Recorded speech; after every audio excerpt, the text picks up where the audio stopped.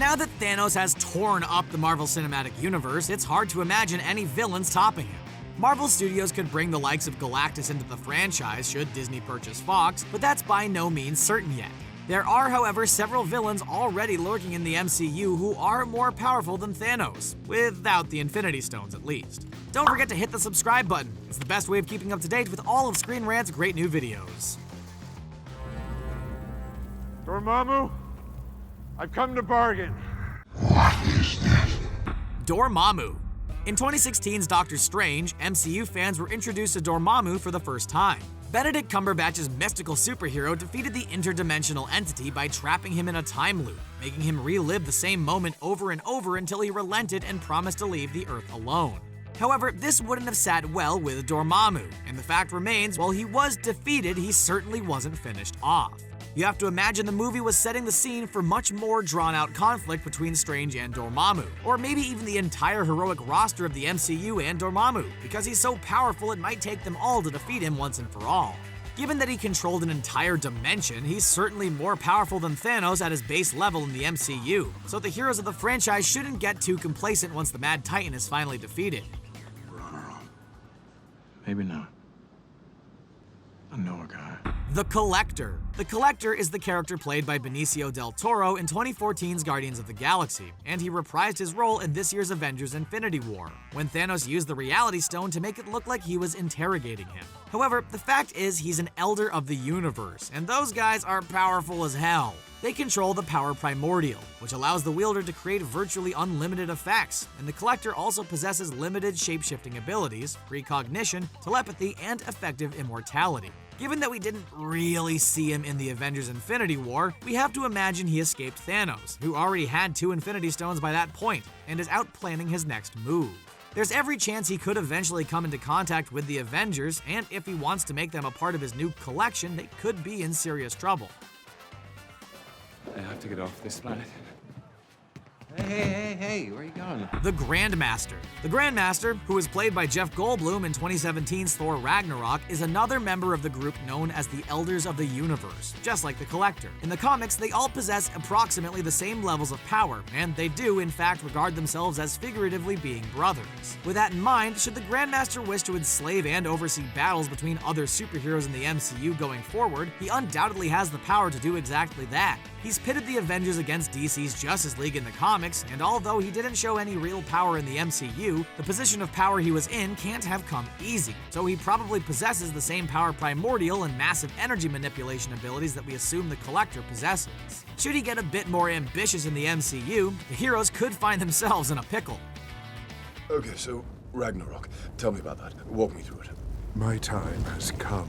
Surtur. 2017's Thor Ragnarok saw the only MCU appearance of Surtur to date, and boy did he make a big impact. After initially being depicted in a weakened, smaller form, at which point Thor was able to best him and escape with his crown would later be reunited with Eternal Flame, returning him to his full power and size. In all his massive, fiery glory, he was able to destroy Asgard itself, fulfilling the prophecy of Ragnarok, cementing himself as one of the most powerful individuals in the MCU.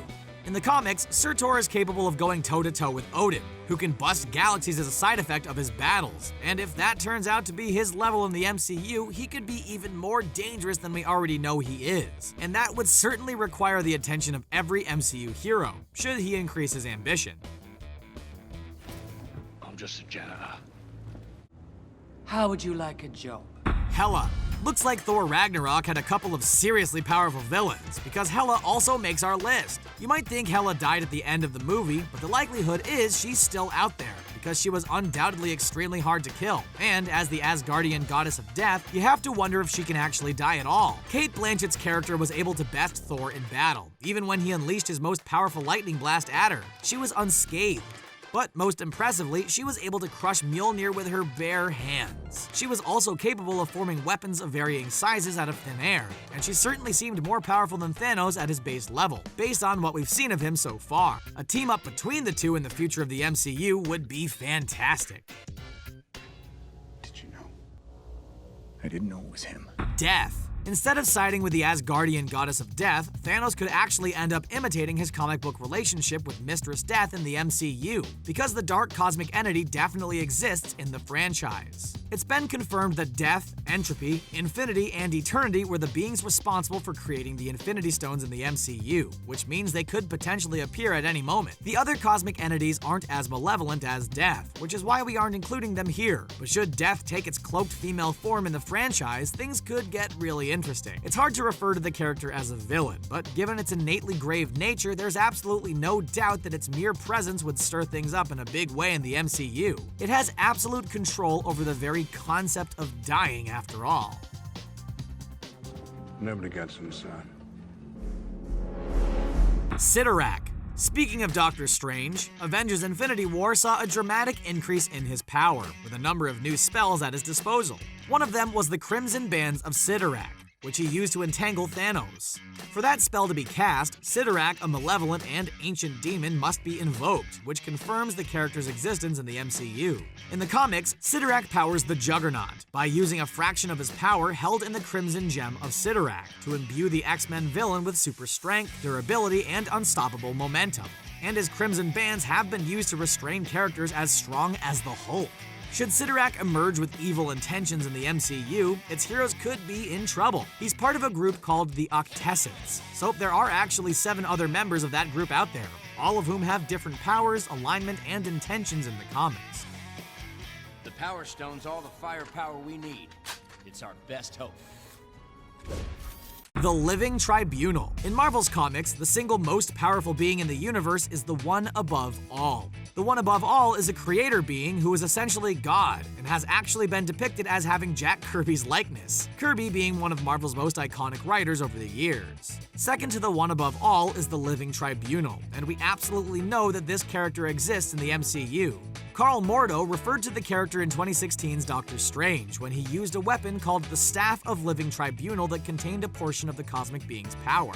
The Living Tribunal isn't a villain per se, but the entity oversees and maintains balance in the realities that constitute the Marvel multiverse, and it has threatened to destroy the Earth due to its potential for evil. So it could certainly be an antagonist in the MCU, even if its intentions are for the good of the universe.